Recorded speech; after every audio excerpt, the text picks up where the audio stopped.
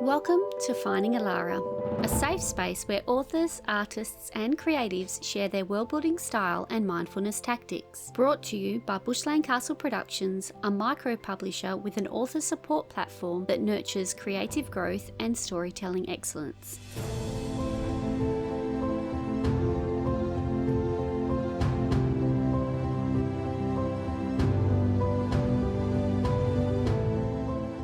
Welcome to the Indie Author Book Fair Minisode series. All of these interviews were recorded as a live stream at the Indie Author Book Fair on the 30th of November 2025 in Bunbury.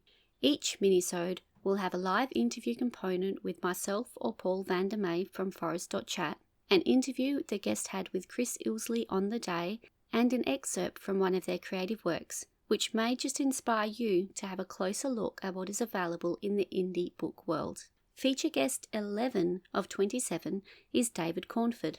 David Cornford has been writing ever since David Gemmel invited him into his home, made him a cup of tea, and tried to explain that Rocky was the best movie ever made. Holding Snagger the Sender, looking up at a wall of pistols from the John Shano novels, he knew that he had found his calling.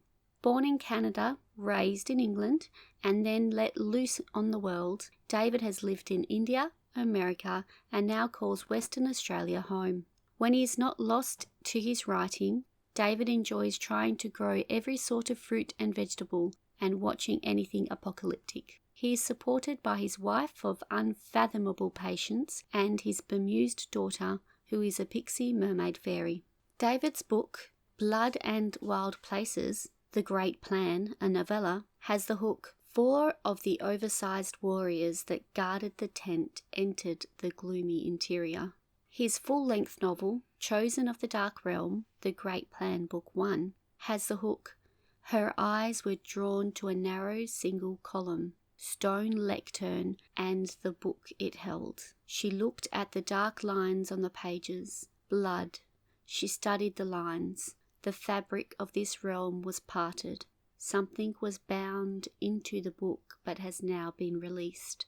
And David's book, The Forge, The Great Plan, a novella, has the hook, blazing red eyes with flames for pupils regarded Nidar. Their savage intensity scoured away all thought and ignited terrible, fearful anxiety. There was an insatiable hunger in their depths, and Nidar could feel that hunger reaching for her. Those eyes did not want to just kill her, they wanted to devour her. David's books are available on Amazon with the direct links in the show notes. We have done our best to clean up the audio for the interviews, but it was recorded live. Some of the background noise has embedded itself within the file, increasing the ambience of the interview. I hope that you enjoy our little chats. I will return to your ears at the end to share my key takeaways and let you know who the next guest is going to be. So I'm here with David Cornford. David, how did you get into this writing gig and when did all of that happen? I've been writing as far as I can remember. So from a teenager I've been writing. Actually writing a full book is something that's fairly new. I used to do little short stories, but when I was growing up in England, I met a fancy author called David Gemmel, who's quite a well-known author, and he took me into his home and talked to me about his writing, and I kind of got the bug from there. So this is the first time I've actually written a full novel, but I've been writing for years and years.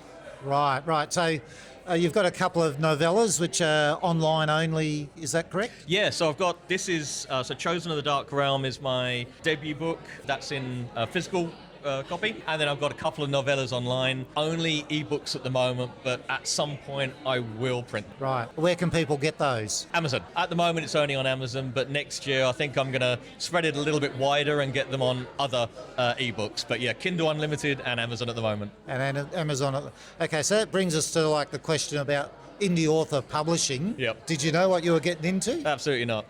It's a lot. Writing is just a very start of it. It's like the smallest part of what I do. So I wrote the book, and then I realized I should probably have a website. So I built a website, and then realized I should probably have social accounts. So I built the social accounts, and it's probably taken me about a year to get everything all set up. But you just have no idea the amount of work that goes into it, because I don't actually have a marketing arm. I am the marketing arm. So yeah, it's a lot of work. My wife will quite often come around and go, "How's your writing going?" It's like, I just haven't written today. I've got to do a social post, and I've got to do something else, and I've got to do something else, and at some point I'm going to get around to writing. There's two sides to it, aren't there, really? Absolutely. And actually printing a book, then you got to research. I never knew there were so many different types of paper stock. It's a lot, but it's really, really enjoyable. I'm a bit of a control freak by nature, so being in control of the entire process and seeing it from start to finish it's actually really fascinating. Fantastic. Excellent. All right, so that leads us a little bit into your personality. Yep. So what are 5 words that describe you as an author? I've been trying to work out these 5 words, and I can't really work out what they are. Maybe 5 words could be, I'm a work in progress. That's kind of like maybe 5 words. As an author, look, fantasy is my genre. I would term this dark fantasy, in that it's got horror elements, let's just say that. So I would say, as an author, gritty, very real. I don't shy away from things. So my books aren't elves prancing around a forest, let's say that. It's a little more gritty and gruesome than that, but yeah. Fantastic. And we were talking earlier off camera, like this is a complete story, there is no more, is that right? Oh no, so this book can be read as a standalone, but it's part of a really big story. So in writing this one, I did a lot of background, a lot of lore, a lot of history, and I probably did too much, because then I realized that actually there's an awful lot of this story. So even though this is book 1, I'm currently writing the prequel to this one, and those novellas which are online actually lead into the prequel. So yeah, there's a big story. Yeah, it sounds like it. And that most of that is still up in your head, or how far down the track are you? Probably don't go there. Yeah, it's all up in my head. No, if you open my laptop at any one time, there's probably about 24 different tabs open with all my different notes and all different bits of information. So even though it's in my head, I'm trying to get it out of my head and onto the laptop. Yeah, well, at least you can see it there. Yeah, exactly right. Cool. Now, you've been through quite an amazing journey. If you were going to talk to someone who said, I'm thinking about writing a book, what would be the tips that you would pass on to them? Oh, look, absolutely jump in, do it. It's an amazing journey. I'd say the one thing is you got to be prepared to put the effort in. You know, it's because you are independent, everything stops with you. So, do your research. You've got to be prepared to do the marketing, and you've got to be prepared to really invest in it. Not just money, but invest in looking into, like I said, paper stock, looking into artwork. So, yeah, be prepared for the journey. It's a great journey, but be prepared. All right. And where can people find the sort of help that they need, or did you even go looking for help? Yeah, look, I think it's a challenge. It's a bit of a jungle out there. So you've got to, again, research. Take a look at... There's a lot of people that will offer help, but there's also a lot of people that will take advantage of independent authors. So, again, take your time. Thoroughly research anyone that you're thinking of partnering with or getting advice from. Local communities are amazing. The WA community is fantastic. They've helped me getting to bookstores by suggesting bookstores that support independent authors. And I'd say try and link in with the local communities, because independent authors, everyone's on this journey. Everyone's figuring it out for themselves. And when someone figures something out, they share that bit of information. So I would say definitely link in with the local community. It really helps. Excellent. Oh, well, thank you very much, David. No problem. Thank you. Have you finished building your story and you're not sure which pathway to choose for publishing? The Book Reality Experience is a publishing assistance service offering partnership publishing solutions to authors. We have different pathways available, and we'll recommend what we think works best for you and your story. Check out our website at www.bookreality.com for more information. Together, let's turn your book dream into a reality. David Cornford is another author who's been writing ever since David Gemmel invited him into his home, made him a cup of tea and tried to explain that Rocky was the best movie ever made. Holding Snagger, the Sender, looking up at a wall of pistols from the John Shano novels, he knew he'd found his calling. He was born in Canada, raised in England, and then let loose on the world. He's lived in India, America, and now calls Western Australia home. When he's not lost to his writing, he enjoys trying to grow every sort of fruit and vegetable and watching anything apocalyptic. He's also supported by his wife of unfathomable patience and his bemused daughter, who's a pixie mermaid fairy. David has popped across to have a chat to us. Hello, David. Hey, how you going? I find myself wondering about that. You just love watching anything apocalyptic. Now, why is that so? What is it that draws people to the apocalyptic, do you think? I think it's the collapse of everything and the rebuilding of it back again. It's fascinating to see how things just fall apart and how people deal with that. So do you think the attraction to the apocalyptic is more how people recover from it than the apocalyptic event itself? Absolutely, but it's always fun seeing things blown up. So the kind of apocalyptic movies you're drawn to, are they war movies or more your sci-fi type apocalypse? More your sci-fi stuff. I do have a very soft spot for Armageddon. Yep. I know it's an atrocious movie, but I absolutely love it. So that's my sweet spot. How do you choose what you're going to write? You know, I'd love to be able to answer that, but I don't choose. It chooses me. And that's one of the most fascinating Can you turn things. that into words? When you say it chooses you, I know this might be difficult. Are you able to turn that in words and explain how it chooses you? Yeah, look, I start off with a story. I have a concept, I've got characters, but once I start writing, it takes on a life of its own. It kind of evolves. So is it fair to say that you don't actually plan the story, you have an idea that you start with, and then it takes on a life all of its own? Yeah, I have a rough plan. So I know beginning, middle, and end. I know where I want the characters to go. But as you're writing, you find that they start going in different directions. You find different motivations, and you invent scenes that take them somewhere that you actually didn't plan for. So that's one of the most amazing things about writing, is it's not a linear process. It evolves. Do you have to control it, though? I mean, you can let your mind go wherever it wants to go, but when it comes to writing a story, you have to keep it within a certain confine, don't you? You do, and I do find myself constantly going back and pulling it apart a little bit and putting it back together again, but it is weird and wonderful science. Has it changed for you? You say it's a weird and wonderful science, but has the science changed for you over time? Yeah, definitely. Yeah, I started writing when I was a kid, where limited life experience. Yep. And you write about what you know. And as I've gotten older, then more life experience now comes into my writing. Are you able to be a bit more cynical with realism as you get older, do you think? I try not to be cynical, but there's definitely a good dose of it in there. Well, I was going to say, if you're apocalyptic, you have to have a certain amount of cynicism, don't you? Absolutely. Yeah. Blood and Wild Places, The Great Plan, a novella. Chosen of the Dark Realm, The Great Plan, Book 1.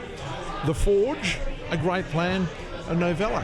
What's the theory that we have here? And what's the common theme? The Great Plan. So what is the Great Plan? I cannot tell you. I knew he was going to say that. I absolutely knew he was going to say that. It's a thread which is all through the books, and it is coming. The reveal is coming, but it's the unknown. As yet, we're moving towards it, but it hasn't yet happened. Exactly. There's a plan that's bubbling along in the background, but I'm not going to reveal exactly what it is. If you're reading the books and you've read all the books, do you have an idea what the Great Plan is, or are you still saying, geez, I wonder what the Great Plan is? Hopefully they've got a little bit of an idea, but it's very much a mystery. Okay, I'm going to ask the obvious question there. You said that. Do you actually know what the Great Plan is yet? Absolutely. I've got it very clear in my mind. Oh, that's okay. There'd be nothing worse than you saying, well, I could tell you about the Great Plan, but I haven't worked it out for myself yet. No, don't worry, I know where it's going. The characters in the book, are they from the recesses of your mind or based on people you know? I would say every character's got some sort of basis in someone I know. From, people that I know now or people I've known in the past. It adds that little bit of realism to it. I think, you want to have very clear motivations. You want to have really clear personalities coming through. And I'm able to do that by basing it some or part on people that I know. When you do that, is it sometimes easy for people to say, David, that character, that's me, isn't it? No, it's sufficiently removed that it's not exact. Plausible deniability. That's it. As long as you've got that, all is good. David Cornford, thank you very much for joining us. A pleasure. And by the way, the book's Blood and Wild Places, The Great Plan. That's a novella. Chosen of the Dark Realm, The Great Plan, Book 1. And The Forge, The Great Plan, a novella. And at some point, we are going to find out what is The Great Plan. The excerpt I have for you today is from the start of Blood and Wild Places, before the Great Collapse. A gull cried, a wave lapped at the shore, and Tir-Ra's yellow-scaled reptilian face crumpled into a scowl as he stared at the masts on the horizon. His bright golden eyes narrowed. They could be from the mainland, but I can't remember the last time anyone came here. He glanced down at his dusty taloned hands, and his scowl deepened. He clapped them together, and clay dust plumed into the air, tickling his throat. He coughed and spat, then wiped his palms against the dark cloth covering his thighs, the only piece of clothing that he wore. Sunlight glinted off the ridged dark yellow scales that covered his body as he walked onto the beach and up to the water's edge. Bending down, he washed his hands. The water brought a flare of pain as it touched the skin of one hand. He lifted it before his eyes and saw a small cut that the dust had hidden. Tir-Ra concentrated, and the cut vanished as the skin healed. He bent back down and scooped up a handful of seawater, lifting it to his lips and filling his mouth. His bare, taloned toes dug into the sand as he closed his eyes and swirled the water around his teeth and cheeks to wash away the dust film from the morning's pottery. When he spat it out and opened his eyes again, there were more ships. 4, 8, 12. His eyes grew wide and he stopped counting. There must be hundreds. He watched them approach, his eyes picking out details the closer the ships came. The rigging and shapes of the sails, the wide hulls, they are not from the mainland. He turned and ran for the village. This excerpt really pulled me in, and I'm keen to know more about Tir-Ra. Just that little touch of magic intrigues me.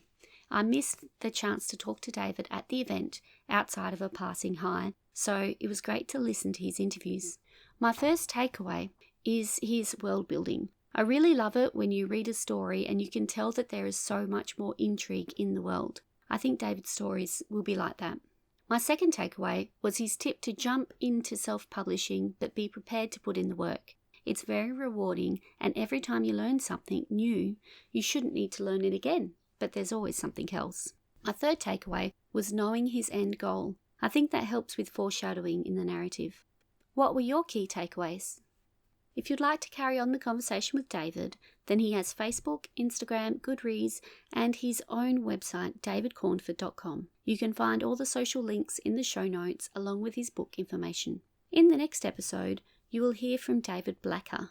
If you are enjoying the show and would like to show some support, then please subscribe and share these episodes with a friend. Or if you want to go the next step, then you can buy us a cup of tea. Head on over to ko-fi.com/findingalara. That's ko-fi.com/findingalara. There's an option for you to buy us a cup of tea for $2, or you can join the Shadow Lair for $5 a month, where you receive exclusive content and advanced information about the show. If you would like to get in touch with myself or the team at Bushland Castle Productions, then I'm on Instagram and TikTok as @FindingAlara. There is a Discord channel and Facebook group called Finding Alara Podcast. The Bushland Castle Productions team are on Facebook, Instagram and Discord as BCP Creative. Or you can check out the website bushlandcastleproductions.com for the most up-to-date information. If you would like to get in touch with Chris, then he's on Facebook as Chris Ilsley, and if you want to talk to Paul, then he's on Facebook as Paul van der May, and he has his own podcast, forest.chat. The music is brought to you by At Keys of Moon Music and is called The Epic Hero. If you enjoyed listening to Finding Lara, have any questions, or just want to share your world with us, then please get in touch. Until next time, keep up the search for your Alara.